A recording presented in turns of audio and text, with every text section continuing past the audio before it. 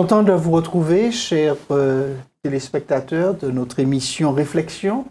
Et aujourd'hui, nous voulons vous proposer d'échanger autour du thème « Le paradis existe-t-il » Et pour ce faire, nous avons deux invités avec nous.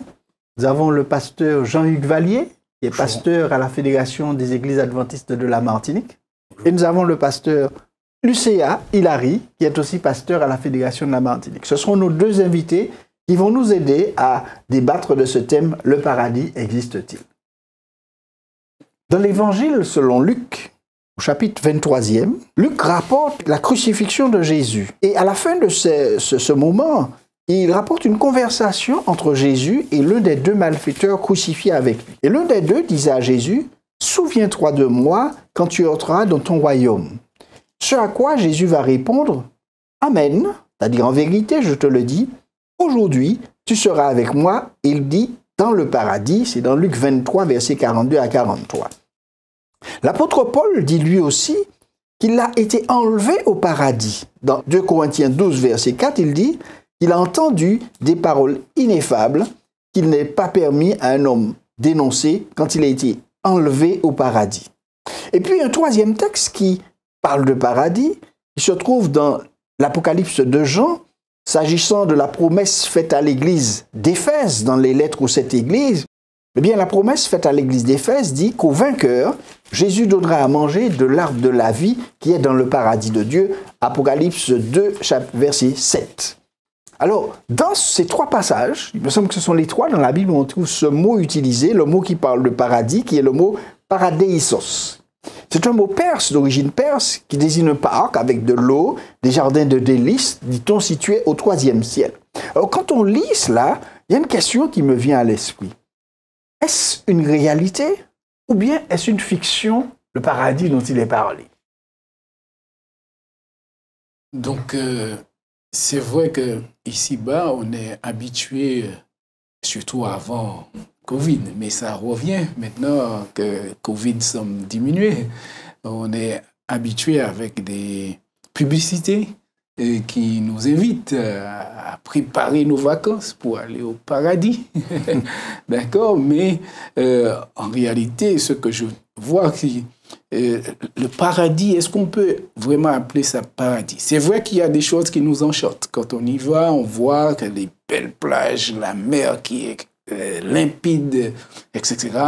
Donc ça réjouit le cœur de voir tout cela. Mais même là, on peut trouver la mort. On peut trouver la mort, on peut tomber malade, on peut prendre un coup de soleil, etc. Donc je me dis, est-ce que c'est vraiment le paradis? Ça peut avoir l'air paradisiaque, mais est-ce que c'est le paradis dont Dieu parle vraiment? Donc quand Jésus dit à ce larron sur la croix, je te le dis, aujourd'hui tu seras avec moi au paradis, donc il voudrait lui dire que pour le moment là où tu es, tu n'es pas encore au paradis. D'accord? C'est à venir. Mais ce qui est intéressant, c'est que quand lui-même, le larron, il demande à Jésus de se souvenir de lui, il dit « dans ton royaume ». Jésus lui dit « au paradis ». Donc, il y a un parallèle entre royaume et paradis. Et lorsque nous lisons dans Daniel chapitre 2, verset 44, « Dans le temps de ces rois, le Dieu des cieux suscitera un royaume qui ne sera jamais détruit. » Alors, juste sans être une précision, il s'agit de la prophétie de la statue de Daniel et l'interprétation qu'il donne. Continue. Voilà. Donc, et qui ne passera point sous la domination d'un autre peuple. Il brisera et anéantira tous ces royaumes-là et lui-même subsistera éternellement. Donc ici, nous voyons que le prophète Daniel a eu ce songe, ce rêve où il voit la statue qui est faite de différents métaux. Et là, il donne l'interprétation, il dit, voilà, l'or c'est Babylone, l'argent c'est les Mèdes et les Perses, oui. Les reins c'est les Grecs, oui. Et le fer c'est les Romains. Les Romains. Et ensuite, on se retrouve avec les pieds mélangés, un mélange de l'argile et du fer. Et il dit que c'est dans le temps de ces rois, des rois du temps de la fin. D'accord? Est-ce qu'on peut préciser exactement? Mais en tout cas, c'est à la fin. Donc, mais il a parlé de le fait qu'un royaume succède à un autre. D'accord? Et là, il nous est dit qu'il y aura un royaume qui sera établi et qui sera établi après que tous les autres royaumes aient disparu. Okay. D'accord? Et ce royaume va subsister éternellement. Sera-t-il le paradis, ce royaume? Certainement. Je le crois que ce sera le paradis, parce que quand on va dans Apocalypse, dans le livre d'Apocalypse, Jésus va donner la révélation à Jean et il va lui dire les choses qui vont arriver vers la fin. Et au chapitre 21, il est dit « Puis je vis un nouveau ciel et une nouvelle terre, car le premier ciel et la première terre avaient disparu et la mer n'était plus. Et moi, Jean, je vis descendre du ciel d'auprès de Dieu la ville sainte, la nouvelle Jérusalem, préparée comme une épouse qui s'est parée pour son époux. J'entendis du ciel une voix forte qui disait « Voici le tabernacle de Dieu avec les hommes, et il habitera avec eux, ils seront son peuple, et Dieu lui-même sera avec eux, et il sera leur Dieu.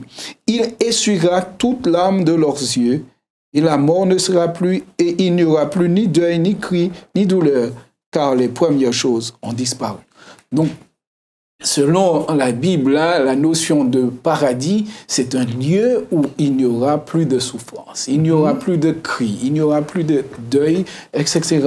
Ce sera un lieu paisible, un lieu où on désire vraiment habiter. Bien. Alors, est-ce qu'il y a une autre idée qui pourrait venir de Jean-Yves Vallier? Oui, tout à fait. Alors, la notion, l'idée même de paradis est très répandue dans les sociétés. Il y a d'ailleurs cette chanson très célèbre des années, je crois, 70-80, qui disait « Nous irons tous au paradis ». Oui. Donc, même moi, ça montre bien que les hommes, de manière générale, aspirent à quelque chose de meilleur. C'est-à-dire que le monde dans lequel nous vivons est si méchant avec ses horreurs, avec ses malheurs, etc. Donc, il est normal que nous aspirions à quelque chose d'autre que ce à quoi nous sommes confrontés en ce moment. Donc, heureusement qu'il y a cette merveilleuse parole du Seigneur qui voudrait nous rappeler que la notion de paradis n'est pas une chimère, une vue de l'esprit, quelque chose d'imaginaire, mais qu'effectivement, réellement, c'est vrai que Dieu a prévu de préparer ce merveilleux paradis pour nous, afin que tous ceux et celles qui le désirent, qui le veulent, puissent y être. Donc, ce n'est pas une fiction, effectivement, mais c'est une réalité à laquelle nous aurons le privilège de goûter. D'accord. Alors, je pense aussi à un autre texte biblique où c'est Jésus lui-même qui parle après une requête, une demande de la part des disciples qui lui demandent de leur enseigner à prier. Et dans cette prière, il dit « Voici comment il faut prier, notre Père qui es aux cieux, que ton règne vienne, que ta volonté soit faite sur la terre comme au ciel. » Donc,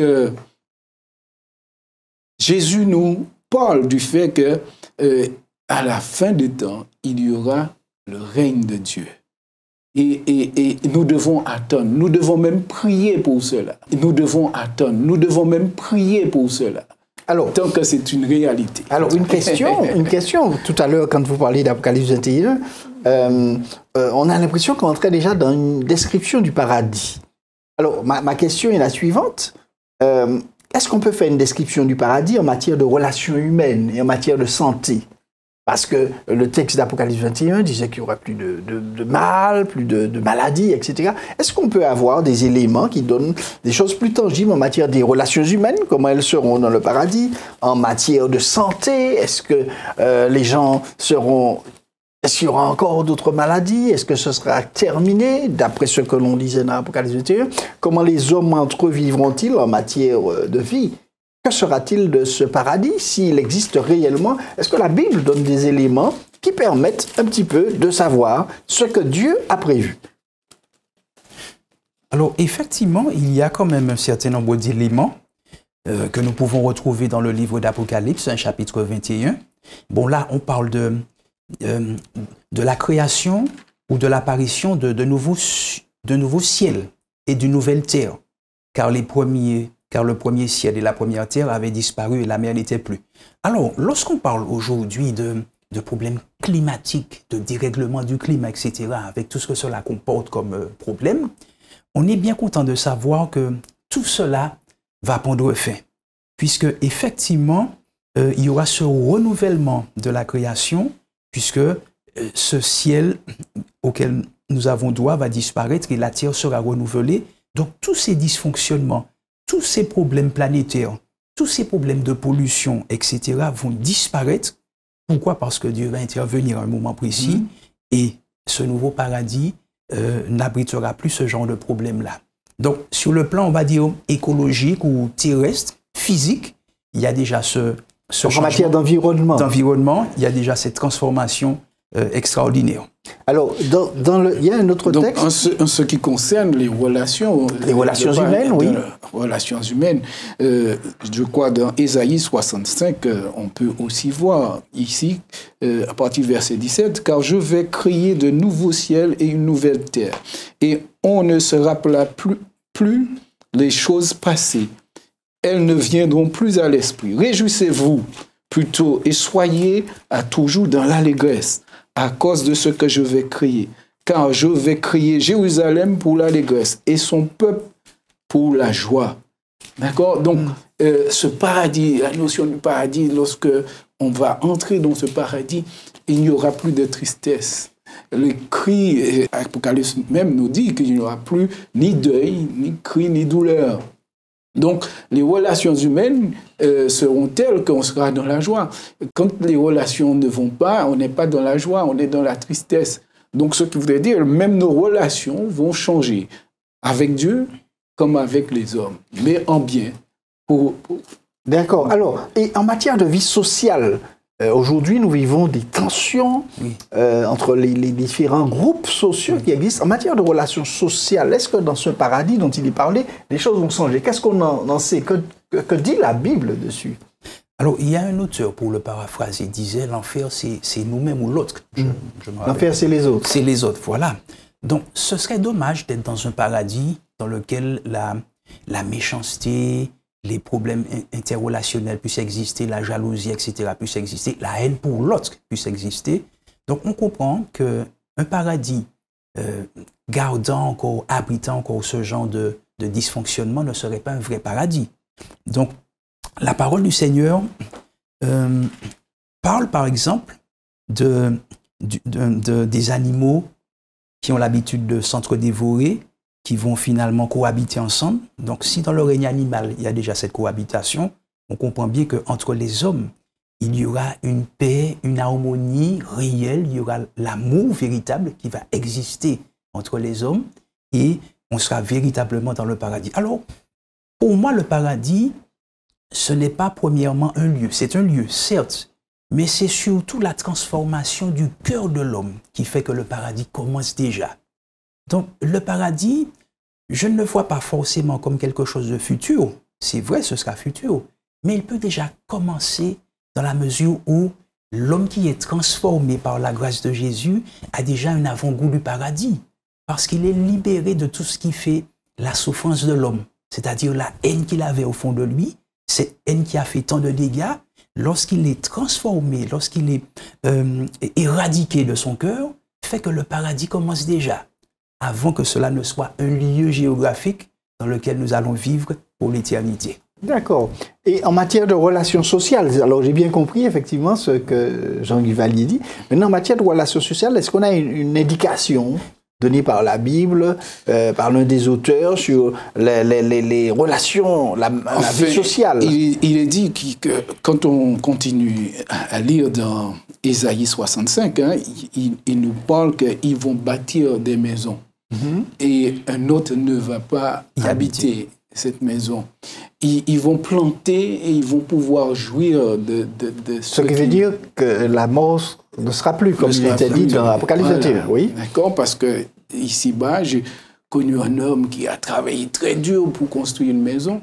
Et puis, il n'a pas pu rentrer dans la maison. Il n'a pas pu en jouir. Oui. D'accord. Mais là, nous avons la promesse que ceux qui vont travailler vont bénéficier du fruit de leur travail. Donc, il y aura du travail, alors. Donc, ils auront aussi la santé. Oui. Hein, pour pouvoir jouir de cela. Et puisqu'ils pourront, donc, tu as dit, il y aura... En matière de vie sociale, est-ce qu'il y aura des procès, des choses de ce type? Non, il n'y aura, qu'il y aura besoin de services de justice? Non, on n'aura plus besoin de ça, parce que c'est la joie qui est... Palais des justices, tribunal, toutes ces choses-là nous rappellent le péché, le dysfonctionnement d'une société. C'est pourquoi on a besoin de cela. Mais comme la société, il est dit que ce sera un lieu de justice où la justice habitera. Oui, il me semble que c'est l'apôtre Pierre, sa deuxième lettre dit, de Pierre 3,13, qu'il y aura voilà, où la justice habitera. Où la justice habitera. Donc cette justice-là sera au fond de chacun. Chaque être humain sera conscient de la notion de justice et fera tout son possible pour que l'autre soit bien. Oui. Donc, socialement, nous irons beaucoup mieux. D'accord. Il n'y aura pas d'infidélité, il n'y aura pas de vouloir faire du mal à quelqu'un d'autre pour y arriver. Alors, il y a en fait un état d'esprit qui a disparu. Oui, alors juste pour revenir sur ce que je disais, dans Ésaïe chapitre 65, à partir du verset 25, la parole du Seigneur nous parle un petit peu de ce à quoi va ressembler ce beau paradis. Le loup et l'agneau paîtront ensemble, le lion comme le bœuf mangera de la paille. Donc le lion va devenir végétarien. Donc, puisque le texte nous dit que le lion comme le bœuf mangera de la paille et le serpent aura la poussière pour nourriture.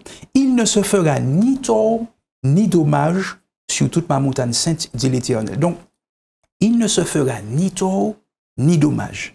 Donc, ce texte-là montre bien que quand on va en général au tribunal, c'est parce qu'il y a eu un tort qui a été fait. Donc là, ça nous montre bien que les tribunaux n'auront plus lieu d'être. Il n'y aura plus de soucis, de problèmes entre les personnes et que l'harmonie, la concorde, la paix régneront à tout jamais dans ce lieu fantastique. Alors, est-ce que ça veut dire qu'on revient au Jardin d'Éden que Dieu avait créé, où il avait placé Adam et Ève, nos premiers parents? En quelque sorte, c'est ça. D'ailleurs, bon, nous avons un pasteur qui a écrit un livre d'Éden en Éden, d'accord? Mais on va y revenir à la situation avant le péché, où Adam et Ève étaient dans ce jardin. Et d'ailleurs, l'idée de paradis, beaucoup en parlent par rapport au fait qu'il y a eu ce jardin. Il y a un auteur anglais, John Middleton, je crois, qui a écrit un poème, Le paradis perdu, basé sur les textes d'Apocalypse qui parlent du jardin d'Éden. Comment c'est magnifique, tout était harmonieux. Et le jardin luxuriant. Et donc, aujourd'hui, ce n'est plus le cas. Aujourd'hui, d'ailleurs, même après le péché, on a vu tout de suite les accusations, les uns contre les autres. C'est toi, c'est à cause de la femme, etc. Et donc, la notion de paradis, c'est vraiment un lieu où tout est tranquille, paisible. La joie, l'amour, le respect les uns pour les autres, etc. Et donc, plus besoin de s'inquiéter. Alors, toute inquiétude... Une autre question qui me vient à l'esprit, est-ce que dans ce paradis, par rapport à ce que l'homme vit, y aura-t-il de l'adoration, y aura-t-il des cultes? Comme on trouve ici, on a une multitude. Qu'est-ce qui est prévu? Est-ce que la Bible parle de quelque chose de prévu dans le paradis concernant l'adoration? Est-ce qu'il y aura de l'adoration? Alors, dans Ésaïe 65, le texte, 66. Je crois, 66, 22, 23. Oui, 66, effectivement, 22, 23. 22, 23, la Bible nous en parle de ce qui va se passer. 22, 23. Car comme les nouveaux cieux et la nouvelle terre que je vais créer subsisteront devant moi, dit l'Éternel, ainsi subsisteront votre postérité et votre nom. À chaque nouvelle lune et à chaque sabbat, toute chair viendra se prosterner devant moi, dit l'Éternel. Donc il y aura la notion d'adoration dans le sabbat que nous célébrons aujourd'hui ne sera pas perdu. Parce que le sabbat a été donné dès le jardin d'Éden, avant le péché. Donc nous allons retrouver ce sabbat dans le paradis, parce que le sabbat a pour objectif de nous rappeler que nous avons été créés. Nous ne venons pas de nous-mêmes et nous sommes des créatures. Et le sabbat nous permet d'avoir du temps pour voir l'œuvre de Dieu, l'œuvre du Créateur, et lui dire merci, gloire à toi. Tu es merveilleux. Alors, dans ce paradis, je ne peux pas concevoir un paradis sans l'adoration. Car ce paradis, nous l'avons grâce à Dieu. Donc nous aurons toutes les raisons de passer l'éternité dans l'adoration. L'adoration de ce Dieu si merveilleux, si extraordinaire, qui nous permet d'avoir, de goûter, d'être membre, d'être dans ce paradis-là. Donc l'adoration aura toute sa place. Et c'est cette adoration-là qui va faire que le fait d'être au paradis aura encore plus de raisons d'être, plus d'importance, ça aura plus de saveur d'être au paradis. Parce que nous allons adorer celui qui nous permet justement d'être dans ce paradis-là. Donc nous revenons en fait au jardin d'Éden. Voilà. Parce que quand on va dans Apocalypse 22, qui continue une description de ce que Dieu a prévu, on va parler de l'arbre de la vie que l'on retrouve là, qui est autour d'un fleuve qui traverse et qui, donc, le livre dont vous parliez tout à l'heure, d'Éden à Éden, semble bien confirmer la chose. Effectivement, l'homme sorti d'Éden reviendrait en Éden. Et l'Éden semble être bien ce symbole du paradis et la réalité de ce paradis qui a été perdu. Maintenant, j'ai une question. Est-ce qu'il y a des conditions à remplir pour les êtres humains pour accéder à ce paradis, ou est-ce que nous irons tous au paradis? Bonne question. Alors, les conditions, ce serait vraiment... Heureusement qu'il y a des conditions. Heureusement qu'il y a des conditions, parce que si ce paradis était ouvert à n'importe qui, par exemple à quelqu'un qui a en lui de l'orgueil, de la haine, ce sentiment de supériorité démesurée, eh bien, on imagine à quoi ressemblerait un paradis dans lequel la méchanceté reprendrait place, oui. Voilà, reprendrait place. Donc, Saint Paul va dire qu'il faut croire au mérite du Fils de Dieu. La Bible, d'ailleurs, va souligner ce principe de croire au mérite du Fils de Dieu, de s'approprier les bénéfices et de devenir enfant, disciple de Jésus-Christ. Donc, l'un des critères pour pouvoir entrer dans ce paradis, c'est véritablement donner son cœur à Jésus, devenir disciple, devenir serviteur de Jésus, être transformé par sa grâce, par son esprit, afin d'avoir droit à ce paradis. Oui, je dis que il y a des conditions parce que la Bible, bibliquement parlant, tous n'iront pas au paradis. D'accord? Tous n'iront pas au paradis. Est-ce parce que Dieu ne veut pas ou Ce n'est pas parce que Dieu ne veut pas, mais parce que la Bible nous dit, car Dieu a tant aimé le monde afin qu'il a donné son Fils unique, afin que quiconque croit en lui ne périsse point, mais qu'il ait la vie éternelle. Jean 3,16. D'accord? Donc, le désir de Dieu, c'est que nous soyons tous au paradis. Avec lui, au paradis. Mais malheureusement, à cause du péché, tous ne feront pas ce choix. Et c'est pourquoi l'évangile est là, et il est dit dans Jean chapitre 1, verset 29, à tous ceux qui l'ont reçu, à tous ceux qui ont cru en son nom, elle a donné le pouvoir de devenir enfant de Dieu. Donc en fait, il faut devenir enfant de Dieu pour accéder au paradis. Pour accéder au paradis. Et quand on regarde Apocalypse, qui nous parle de cette nouvelle terre, nouvelle terre et nouveau ciel, eh bien, au verset 8, il nous est dit, d'accord, mais pour les lâches, alors on précise le chapitre 1. Apocalypse chapitre 21, verset 8, qui dit, mais pour les lâches, les incrédules, les abominables, les meurtriers, les impudiques, les enchanteurs, les idolâtres et tous les menteurs.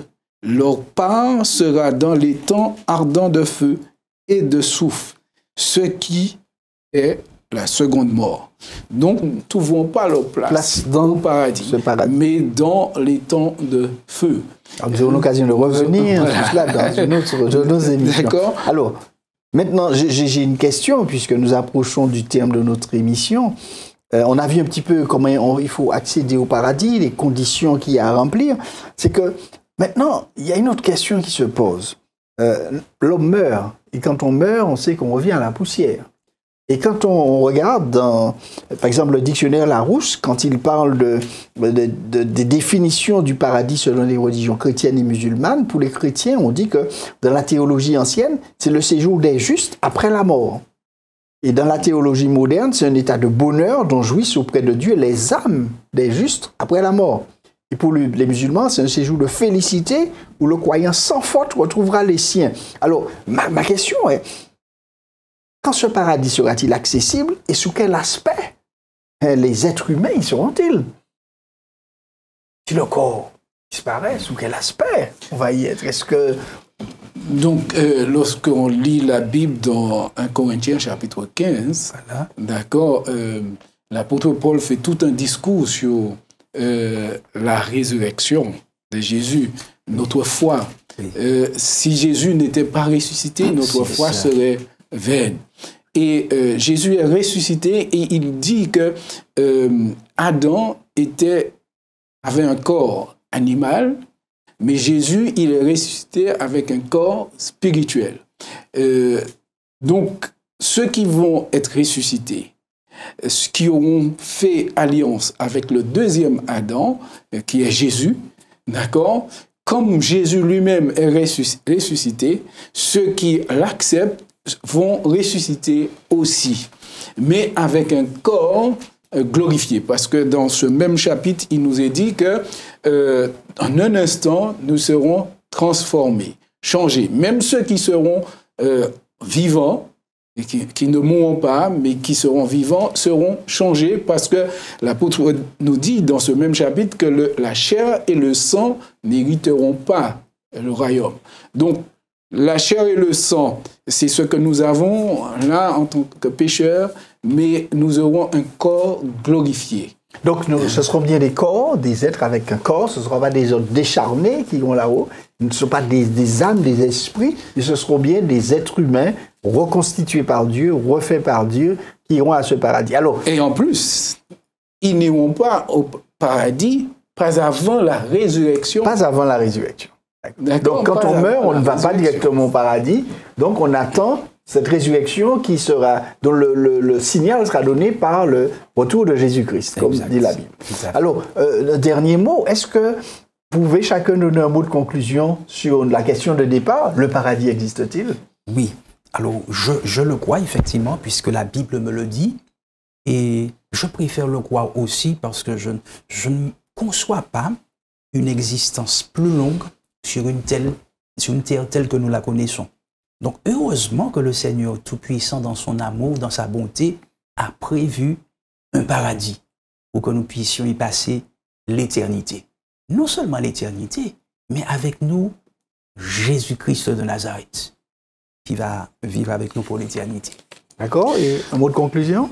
Oui, donc, Jean dit dans Apocalypse qu'il voit la ville sainte, la nouvelle Jérusalem qui va descendre du ciel. Et là même dans Apocalypse, on nous donne la mesure de cette ville qui va descendre. D'accord? Donc, je le crois de tout mon cœur et j'anticipe déjà d'être là. Hein, parce que je ne veux pas rater cela pour rien au monde. Et je crois fermement que c'est réel. Ça existe. Etc. Et Jésus lui-même nous a dit dans Jean chapitre 14, « Je vais vous préparer une place. Et lorsque je m'en serai allé, je reviendrai et je vous prendrai afin que vous, là où je suis, vous y soyez aussi. » Selon la parole de Dieu, le paradis existe bien.